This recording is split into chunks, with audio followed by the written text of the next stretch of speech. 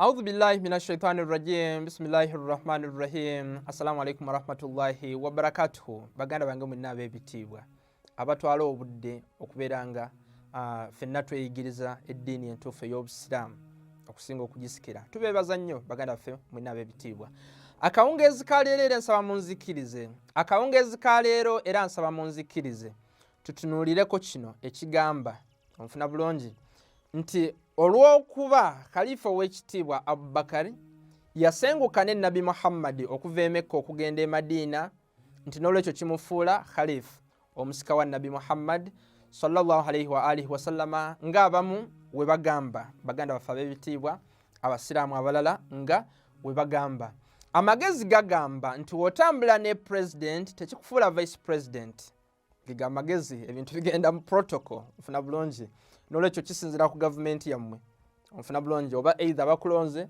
oba n'olwekyo kisinzira ku gavumenti yammwe nti maybe musooka agenda mu bululu elections naye ebya Allahu subhanahu wa ta'ala etteeka lisooka kuva wa Allahu subhanahu wa ta'ala nga we twagamba nti yatonda omuntu era yalonda wa rabbuka yakhluqu man yasha'u wa yakhtaaru ma kana lahumul khiyara katonda yatonda bulijjo tukiddingana era yalondera omuntu ma kana lahumul khiyara abantu muteekeddwa kubeera nga mukola ki mulonda subhanallahi wa ta'ala amma yushrikun nikeso kikoze obeera nga katonda omugattiseko ekintu nti maybe talina amagezi ye gasobola kubeera nga aleeta omusika oba nabbi twakyabulungi musotuli kaswas aya 68 wetuvaawo still ne tulaba mu byafaayo byonna ne mu ayati za Quran nti teri nabbi yenna nti because yatambula n'omuntu yasenguka naye n'olwekyo kyamufuula nabbi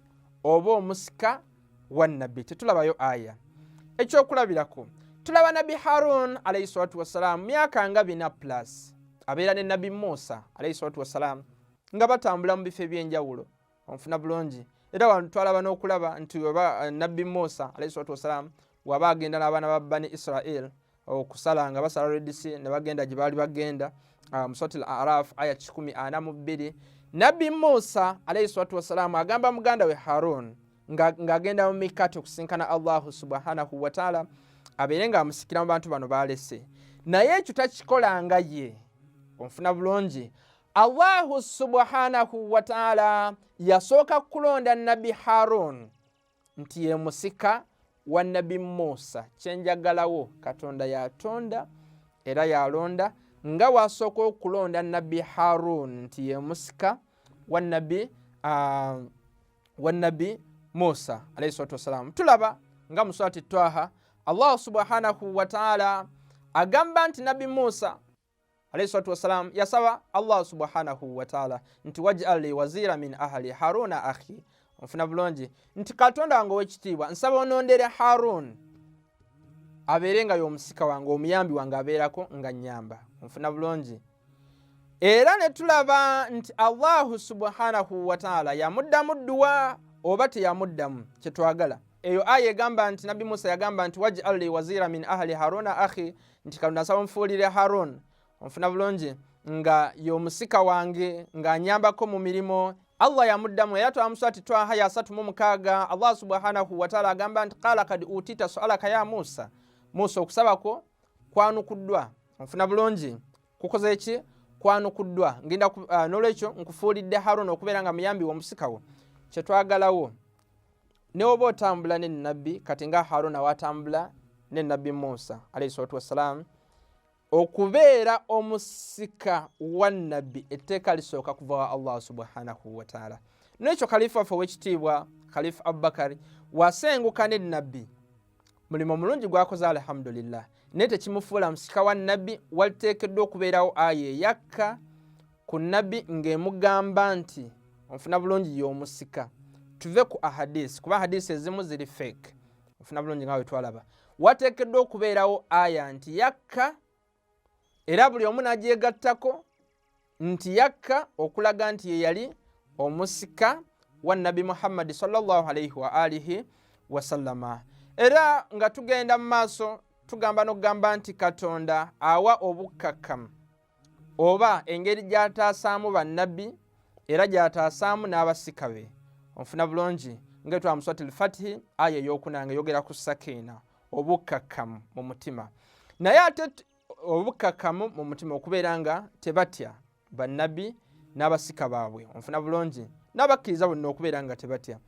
Naye tutwala mu Surati Tawba ekwatagana n'okusenguka kwa Nabbi Muhammad, Surati Tawba ya 40 nti Nabbi Muhammad sallallahu alayhi wa alihi wa sallama ayina gwagamba nti la tahzanu inna Allaha ma'ana, totya mazima Katonda ali naffe.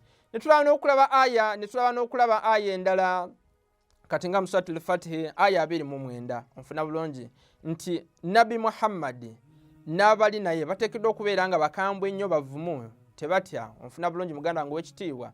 Kati nga Allah subhanahu wa ta'ala watugamba nti Muhammadun Rasulullah walladhina ma'ahu ashiddahu 'ala al-kuffar, mu Suratul Fatihi aya 29.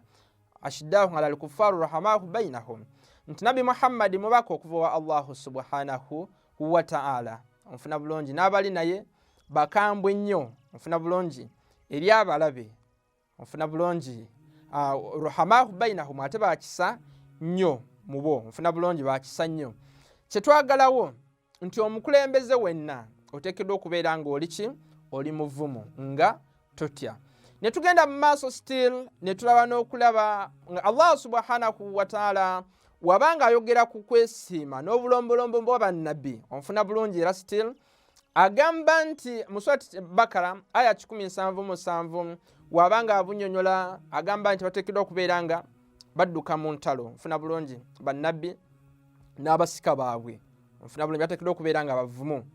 Bwe tuba nga tweyongerayo Allah subhanahu wa ta'ala era agamba mu Surati Bakara aya 177. Onfuna bulungi muganda wange w'ekitiibwa nti abantu abatuuka ku kwesiima oba abantu ab'amazima. Onfuna bulungi nga omuntu okumuyita nti Siddiq. Onfuna bulungi nti w'amazima nnyo, oba Faruku nti ayawulawo ekirungi n'ekibi. Onfuna bulungi ateekeddwa okubeera nga muzira nnyo. Nabbi wamugamba nti maybe tugende mu ntalo tatunula mashrik wal magharibi. Onfuna bulungi era omuntu oyo ateekeddwa okubeera nga muzira nga tadduka mu ntalo nga bwe tulaba abasahaba bamwe badduka mu ntalo. Onfuna bulungi ne balekayo Nabbi n'abantu abatono nga Imam Ali alayhi salatu wassalam. Mu Surati Bakara osobola okubeera nga ojesumira muganda wange mu Surati Bakara ya 17 agamba nti waswabirina fil ba'sa'i wadh-dharra'i, agamba nti bateekeddwa okubeera nga bagumiikiriza mu mbeera ng'etabuse. Onfuna bulungi mu mbeera ng'etabuse mufunye okutiisibwa n'ebirala. Onfuna bulungi agamba nti bateekeddwa okubeera nga bazira bagumiikiriza. Onfuna bulungi muganda wange. Allah subhanahu wa ta'ala agamba nti abantu abazira abagumiikiriza mu mbeera ng'etabuse nga mu ntalo wabanga afundikira mu Surati Bakara ya 177 agamba nti ulaika alladhina sadaqu, be bantu ab'amazima. Onfuna bulungi baswiddiqin. Onfuna bulungi ab'amazima abalemera ku ndagaano zaabwe zebakoze. Agamba nti be bantu ab'amazima baswiddiqi. Onfuna bulungi abatatya, abatakola ki, abatatya, era be bafaruuku abawulawo ekibi n'ekirungi. Abantu bwe batyo nga si batiiti, abantu bwe batyo nga tebatya, nga tebadduka mu ntalo, nga bagumiikiriza n'ebirala. Era mu kaseera kennyini ako tulaba nti Nabbi Muhammad ng'asenguse alina gwe yaleka emabega Imam Ali alayhi salatu wassalam okubeera ng'asigala mu buliri bwe. Ekirasaayo Imam Ali alayhi salatu wassalam twagamba nti Nabbi yali Swadikul Amin nga w'amazima era nga abantu bamuteresa ebintu bye. Twagamba nti Nabbi Muhammad yali Swadikul Amin nga w'amazima nga abantu bamuteresa ebintu byabwe.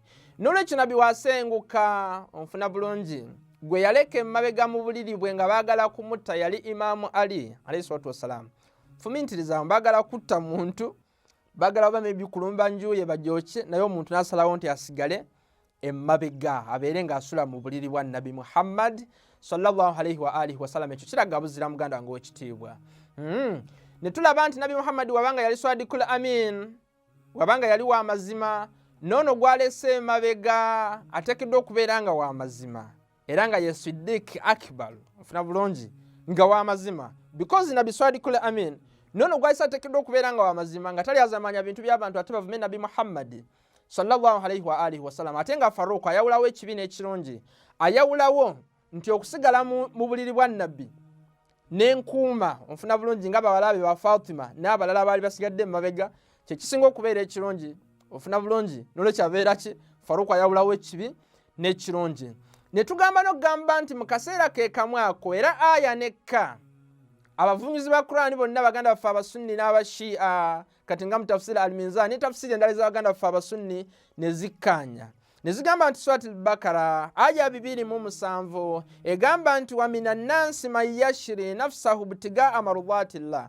Onfuna bulungi nti mu bantu waliwo abatunda emyoyo gyabwe ne bagiwaayo olwa Allah okusanyusa Allahu subhanahu wa ta'ala, abagamba nti omuntu oyo yakikola sababu nuzuli yeno aya yakka olwa Imam Ali okusigalayo emabega. Onfuna bulungi okubeera nga akuuma obuliri bwa Nabbi Muhammad sallallahu alayhi wa alihi wa sallama.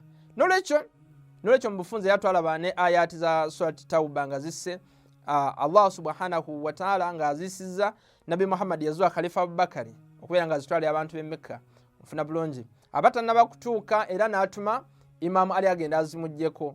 Onfuna bulungi Khalifa Abubakari ow'ekitiibwa n'abuuza Nabbi Muhammad nti waki okikoze bw'otyo, n'amugamba nti la yuaddi anni illa ana au ahadin min ahli bait alayhi salatu wassalam, teri asobola kunkiikirira kutuula mu ntebe yange okugyako nze kennyini oba omuntu mu nju yange. N'atuma Imam Ali agende abeere ng'amukiikira. Kyetwagalawo nti bino ebintu by'eggulu bikolebwa nga Katonda asoose kulonda muntu, nabbi si yalondawo abantu muteekeddwa kubeera nga mwerondamu. Ofuna bulungi muganda wange oba okugamba nti otambula ne nabbi kikufuula okubeera nga musikaawe. Atugambye si wekiri nga wonatambula ne president wekitakufuula president oba omusika wa president. Nolwekyo mu bufunze baganda bange ab'ebitiibwa ne tulaba nga Nabbi Muhammad yava mu hijja ye esooka era esembayo mu kifo Gadiro 10 aya 67 yakka mu Surat al-Maida ya ayuha rasul balligh ma unzila ilayka min rabbika, owange gwe Nabbi Muhammad tuse kye kikusiddwako n'aba tokikoze onaabeera nga totusanga obubaka bwaffe bwonna mu Surat al-Maida ya 67. Bw'atyo n'ayimirira mu kifo ekyo nakwata omukono gwa Imam Ali n'aguwanika n'ababuuza alastu awla bil mu'mina min anfusihim, waliwo atamanyi nti nze mulinako obuvunaanyizibwa. Onfuna bulungi n'agamba nti mukimanyi nga mbalinako obuvunaanyizibwa abakkiriza okusingayo mweriko n'obuvunaanyizibwa.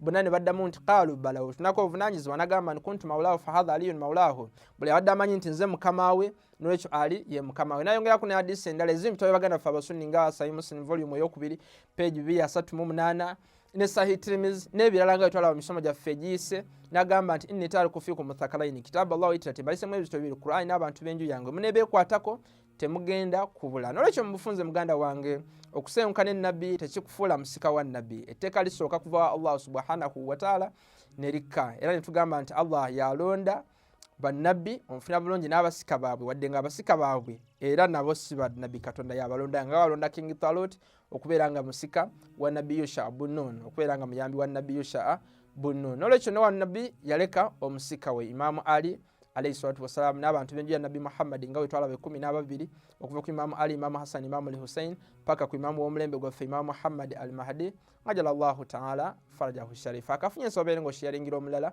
Wassalamu alaikum warahmatullahi wabarakatuhu.